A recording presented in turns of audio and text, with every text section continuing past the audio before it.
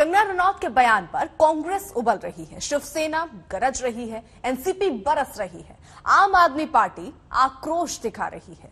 RJD ने भी कंगना के बयान पर हंगामा मचा दिया। शहर शहर कंगना के खिलाफ गुस्से की ज्वाला भड़क उठी है। शहर शहर कंगना के खिलाफ शिकायतें दर्ज हो रही हैं। कंगना को जेल में भेजने की मांग भी विपक्ष ने कर दी है। देशद्रोही कंगना, कंगना नहीं कलंक है, देशद्रोह का नया अंक है। कंगना के पुतले को जूते चप्पलों की माला पहनाई जा रही है। कंगना रनौत के आजादी वाले बयान पर महिलाओं का यह आक्रोश महाराष्ट्र के पुणे शहर में दिख रहा है। एनसीपी के कार्यकर्ताओं ने कंगना का जोरदार विरोध शुरू कर दिया है। एनसीपी का कहना है कि जब तक कंगना से पद्मश्री अवार्ड वापस नहीं लिया जाता, वो ऐसे ही प्रदर्शन करते रहेंगे। वो जिस लायक नहीं जिस पुरस्कार से उन्हें सम्मानित किया गया, कोई किसी दल को लेकर उसकी विचारधारा को लेकर आगे आगे कूदता रहे, उसे सम्मानित किया जाए। हमें लगता है कि इसी से जिस तरह से पुरस्कार दिया गया ये गलत है। जब तक पुरस्कार वापस नहीं होगा, आंदोलन नहीं रुकने वाला। एफआईआर दर्ज हो रहे हैं, कानूनी कार्रवाई है। क्रांतिकारियों के सम्मान में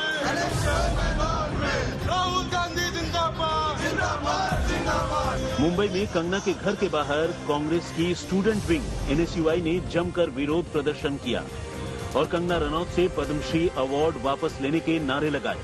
कंगना रनौत के आजादी वाले बयान पर कांग्रेस बीजेपी को घेर रही है और कह रही है कि ये सिर्फ कंगना की विचारधारा नहीं है, बल्कि बीजेपी की विचारधारा है और इसीलिए कंगना को पद्मश्री अवार्ड दिया गया है। ये उस विचारधारा के जननी हैं, ये उस विचारधारा के प्रोडक्ट हैं। इनको मिल गया ना पद्मश्री, हो सकता है अगली बार भारत रत्न दे दे इनको ये बात कहने से। ये हिंदुस्तान के लाखों जो स्वतंत्रता सेनानी हैं उनका अपमान किया है और स्वतंत्रता सेना का जो संग्राम है और जो 75वां वर्ष हम आजादी का मना रहे हैं, मोदी जी आप में थोड़ी भी शर्म हो तो इस सब का जवाब देना चाहिए और उसका पद्मश्री हटाना चाहिए।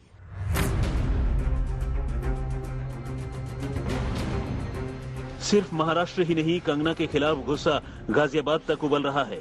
यहां आम आदमी पार्टी के कार्यकर्ताओं ने कंगना रनौत के पोस्टरों पर कालिख पोत दी और गाजियाबाद के कविनगर थाने में एफआईआर भी दर्ज करवाई। 1947 में जो देश में आजादी मिली थी वो भीख में मिली थी।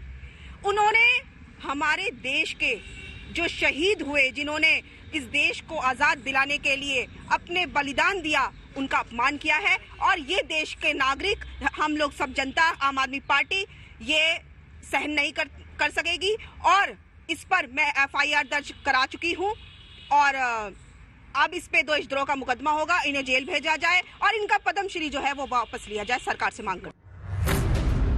शिवसेना कह रही है कि कंगना के खिलाफ देशद्रोह का मुकदमा दर्ज किया जाना चाहिए। साथ ही कंगना के बयान पर शिवसेना ने बीजेपी को भी घेरा है। अगर और कोई पार्टी की व्यक्ति इस प्रकार का बयान देती तो भारतीय जनता पार्टी ने कितना बड़ा तांडव शुरू किया होगा। लेकिन ये कंगना बिन के बारे में सब चुप क्यों है? तो नेताजी भिखारी थे क्या? भीख मांग रहे थे? जिसने आजाद हिंद फौज की स्थापना किया और ब्रिटिश साम्राज्य को ललकारा, जापान में जाकर, सिंगापुर में जाकर, सरदार पटेल, जिसने जनता ने उनको सरदार की पदवी दी थी, क्या वो भिखारी थे? वीर सावरकर भिखारी थे क्या?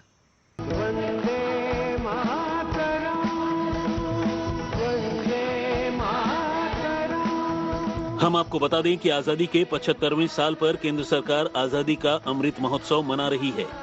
प्रधानमंत्री नरेंद्र मोदी इसी साल 12 मार्च को अहमदाबाद पहुंचे थे। साबरमती आश्रम जाकर आजादी दिलाने वाले महात्मा गांधी को श्रद्धांजलि दी थी।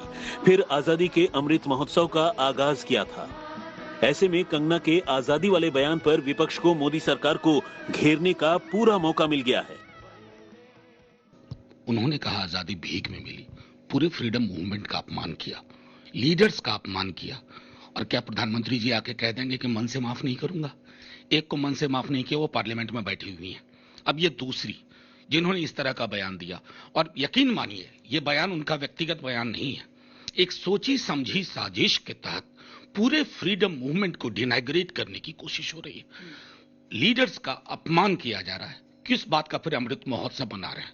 ऐसे लोगों को आप पद्मश्री दे रहे हैं और वहां तालियां बज रही थी। मेरे लिए चिंता का विषय यह भी है कि जब उन्होंने ये बयान दिया उस टेलीविजन चैनल के शो में तो तालियां बजी। ये तालियां बज किसके लिए रही? ये तालियां नहीं है, मौत की घंटी है इस देश के लिए। उससे हम सहमत नहीं। तो व्यक्ति कोई भी हो, अगर उसने कोई बयान दिया है जिससे हम सहमत नहीं है, तो ये आवश्यक नहीं है कि हर बात का समर्थन हम करें या किसी से नफरत करें और उसका विरोध करते रहें। अब एक सुर में कंगना से पद्मश्री सम्मान वापस लेने और देशद्रोह का केस दर्ज करने की आवाज बुलंद हो रही है। हालांकि बीजेपी कंगना के मुद्दे पर कुछ भी बोलने से बच रही है। मुंबई से सौरभ वक्तानिया के साथ आज तक ब्यूरो। आजादी की नई परिभाषा को लेकर कंगना के बयान पर घमासान छिड़ गया। कंगना ने कहा था कि असली आजादी 2014 में मिली थी। 1947 में मिली आजादी तो भीख में मिली थी, जिसको आजादी नहीं कहा जा सकता। लेकिन हर तरफ से कंगना अब घिर गई है। ये देश के खिलाफ गद्दारी है और कंगना रनावत को फौरन गिरफ्तार किया जाना चाहिए। पद्मश्री तो वापस लिया ही जाना चाहिए। गिरफ्तार करके उनके ऊपर एनएसए लगा के उनको गिरफ्तार किया जाना चाहिए, या कम से कम यूएपीए तो लगानी चाहिए। आज तक कोई आदमी जरा सा बोलता है उस पर यूएपीए लगा देते हैं, उसको उठा करके जेल में डाल देते हैं। हमारे जंगे आज़ादी के जो अजीम लड़ाकू लोग रहे, जिन्होंने अपनी जान की कुर्बानियां दी, अपना घर बार सब कुछ बर्बाद किया, आज वो ये सुनेंगे? देखिए, ऐसे व्यक्ति और ऐसे व्यक्ति की सोच के लिए उन्हें पद्मा अवार्ड दे दिया जाता है जो देश की आज़ादी को आज़ादी नहीं मानते। बड़े दुर्भाग्य की बात है।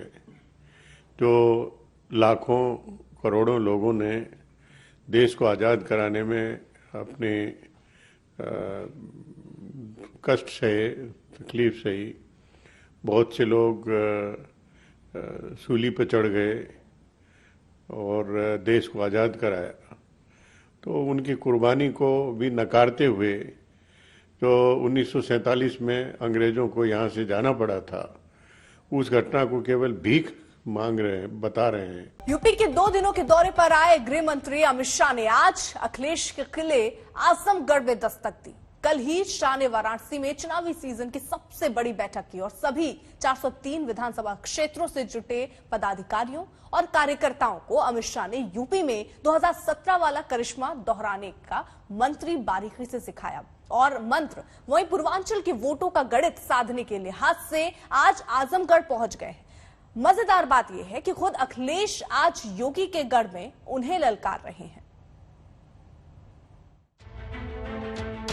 कल काशी में पूरे यूपी के कार्यकर्ताओं को जीत के लिए गुरुमंत्र दिया, तो आज बीजेपी के चुनावी रणनीतिकार अमित शाह अखिलेश यादव के किले आजमगढ़ में हुंकार भर रहे हैं। यूपी की सियासत के पूर्वांचल हाईवे पर बीजेपी का चुनावी रथ सरपट भाग रहा है। वाराणसी में चुनावी क्लास के बाद अमित शाह ने दिन का अंत काशी के कोतवाल के दरबार में किया। शाह ने बाबा विश्वनाथ की आरती की, यूपी में दोबारा विजय का आशीर्वाद मांगा।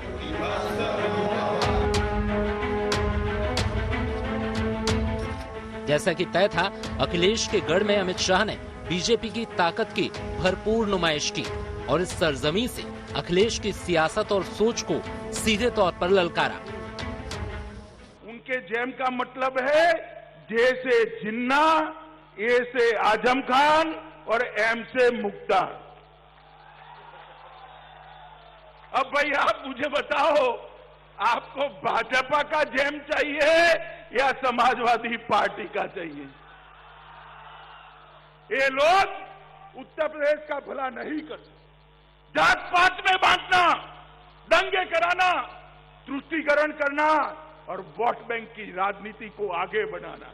जैसे ही चुनाव आया है, अखिलेश जी को जिन्ना बहुत महान दिखने लगे हैं। मैं इतनी बड़ी भीड़ में, बहुत सारे माइनॉरिटी के भाई बहन बैठे हैं, कोई आदमी ऐसा है जिसको जिन्ना में महान व्यक्ति की नजर आती है? कोई है? अबे अखिलेश जी को लगता है भाई, क्योंकि चुनावी मौसम आया है। मगर मैं अखिलेश जी आपको एक बात कहता हूं, मैं योगी सरकार को एक सर्टिफिकेट देकर जाना चाहता हूं। उन्होंने पूर्वांचल को मच्छर और माफिया दोनों से मुक्त कर दिया है। शनिवार की सुबह यूपी की सियासत के लिहाज से दिलचस्प रही। शाह का रथ अखिलेश के गढ़ से निकला तो अखिलेश ने अपना रथ सीएम योगी के गढ़ गोरखपुर की ओर मोड़ दिया। आजमगढ़ में अमित शाह ने यूनिवर्सिटी की नींव रखी तो अखिलेश ने गोरखपुर में रथ यात्रा निकाली। आजमगढ़ में अमित शाह की रैली हुई तो गोरखपुर में अखिलेश ने ताकत दिखाई।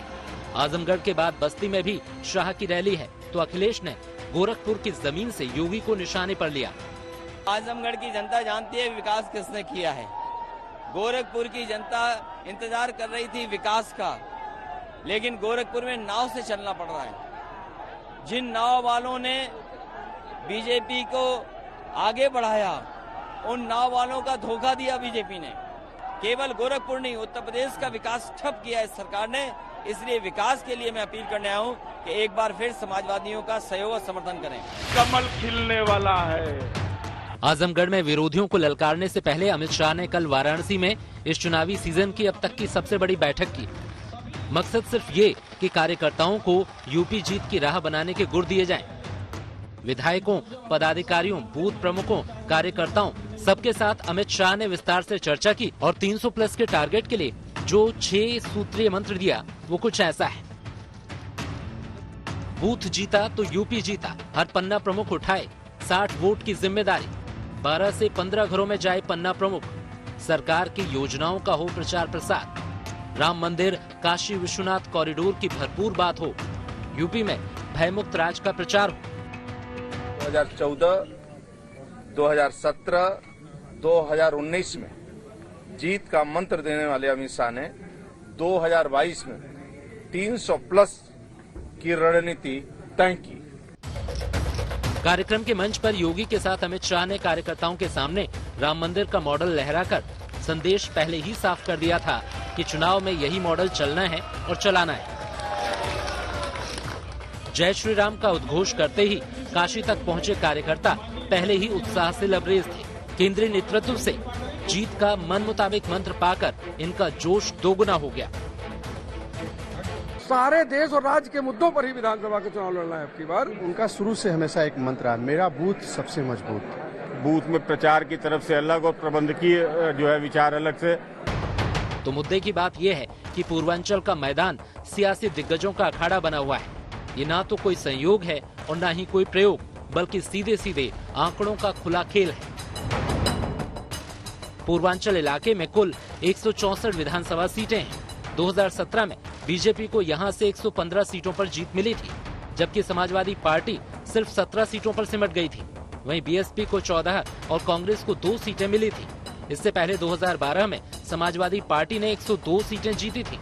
तब पूर्वांचल के बूते ही समाजवादी पार्टी सत्ता में आई थी।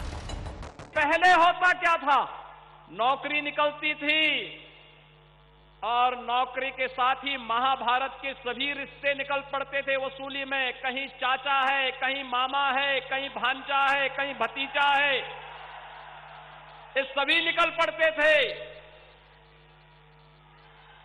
कोरोना कालखंड में उन लोगों का दर्शन यहां पर नहीं हुआ होगा। मैं आजमगढ़ वासियों से पूछता हूं कि आपके सांसद कोरोना में आपका हालचाल लेने आए थे? वे फिर भी नहीं आएंगे। जाहिर है पूर्वांचल के वोटर के मिजाज के मुताबिक ही चुनावी खेल के मैन ऑफ द मैच भी बदलते हैं। बीजेपी ने 2017 में पूर्वांचल में जो हासिल किया था उसे किसी भी सूरत में खोना नहीं चाहती। अगले कुछ महीनों तक यही मिशन योगी का है, यही शाह का और यही पीएम मोदी का। आजमगढ़ से अभिषेक मिश्रा के साथ आज तक ब्यूरो। यूपी के मिशन 2022 के लिए बीजेपी की तैयारियां बड़े स्तर पर चल रही हैं। वाराणसी में अमित शाह की रणनीतिक बैठक से काफी पहले ही पीएम मोदी अपना अभियान छेड़ चुके हैं। विकास योजनाओं के उद्घाटन और शिलान्यास के जरिए वो यूपी की जनता के दिलों में लगातार दस्तक दे रहे हैं। इसी महीने पीएम के 3 बड़े कार्यक्रम उत्तर प्रदेश में हैं, जिसमें पूर्वांचल एक्सप्रेस वे का उद्घाटन और जेवर एयरपोर्ट का शिलान्यास है।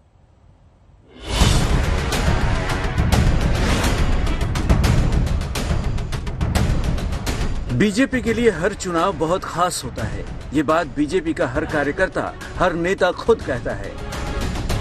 और जब बात उत्तर प्रदेश जैसे देश के सबसे बड़े राज्य की हो तो कुछ कहने की जरूरत ही नहीं होती।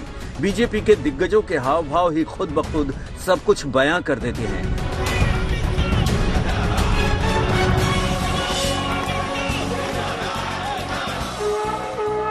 बीजेपी के सबसे बड़े पोस्टर खुद प्रधानमंत्री नरेंद्र मोदी हैं। हर चुनाव में पार्टी के प्रचार और जीत की जिम्मेदारी वो खुद अपने कंधों पर लेते हैं। यूपी के रण के लिए उनकी धुआंधार तैयारी तभी शुरू हो चुकी थी जब विरोधी इसके बारे में सोच ही रहे थे। काशी में रुद्राक्ष सेंटर समेत कई विकास योजनाओं का उद्घाटन, अलीगढ़ में राजा महेंद्र प्रताप सिंह यूनिवर्सिटी का शिलान्यास, यूपी के 75 जिलों में 75,000 लोगों को पीएम आवास की चाबी सौंपी, कुशीनगर इंटरनेशनल एयरपोर्ट का उद्घाटन, यूपी के 9 जिलों में 9 मेडिकल कॉलेज की सौगात। पूर्वांचल से ही पूरे देश के लिए बहुत जरूरी ऐसा मेडिकल इंफ्रास्ट्रक्चर की एक बहुत बड़ी योजना शुरू होने जा रही है। जब सारे चुनावी खेल के सारे खिलाड़ी मैदान में उतर पड़े हैं और अपने अपने दांव पेच से वोट की जंग में खलबली मचाने की जोर आजमाइश शुरू हो चुकी है, ऐसे वक्त के लिए बीजेपी और पीएम मोदी का ट्रम्प कार्ड तैयार है। नवंबर महीने में मोदी 3 बार यूपी नापने वाले हैं। शुक्रवार को यूपी के लिए पीएम मोदी की आसमानी तैयारियों की झलकियां भी दिख गईं।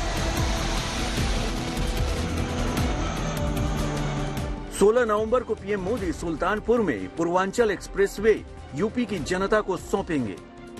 नवंबर में पीएम मोदी झांसी में रानी लक्ष्मीबाई के 193वें जयंती समारोह में शिरकत करेंगे।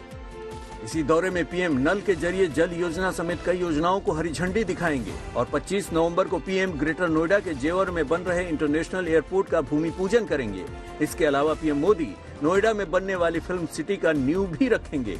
2022 चुनाव से पहले ही यूपी को बुंदेलखंड एक्सप्रेसवे की सौगात भी मिल सकती है। इसका उद्घाटन भी चुनावी मौसम में ही धूमधाम से होने की पूरी संभावना है।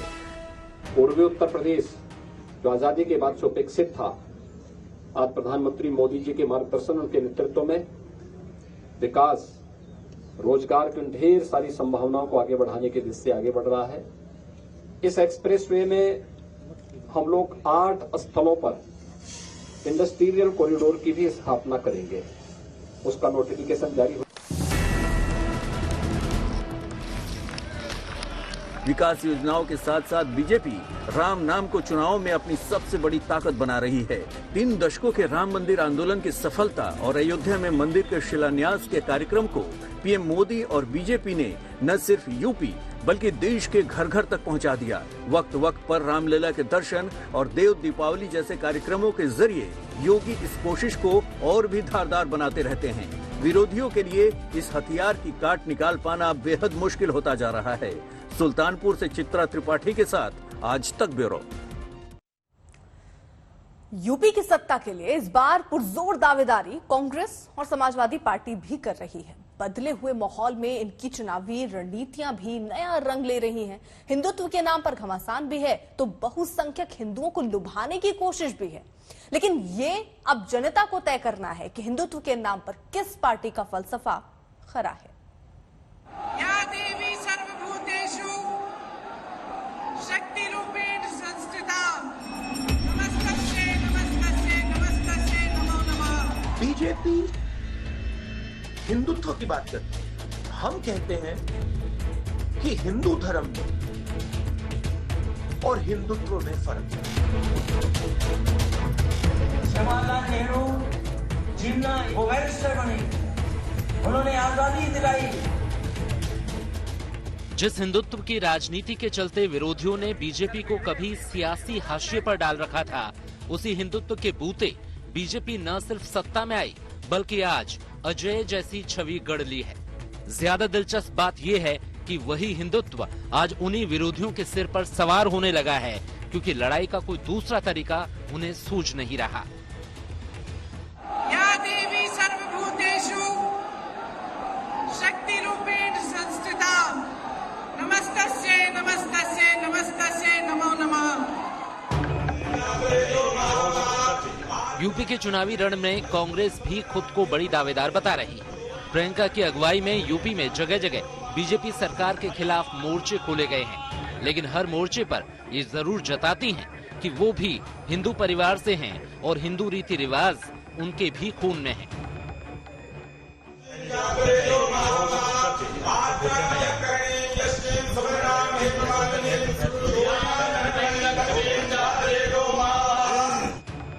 कुछ ऐसा ही मंजर 2019 के लोकसभा चुनाव में बना था, जब राहुल गांधी और उनके सिपहसालार देश की जनता को राहुल की जाति और गोत्र बताने लगे थे।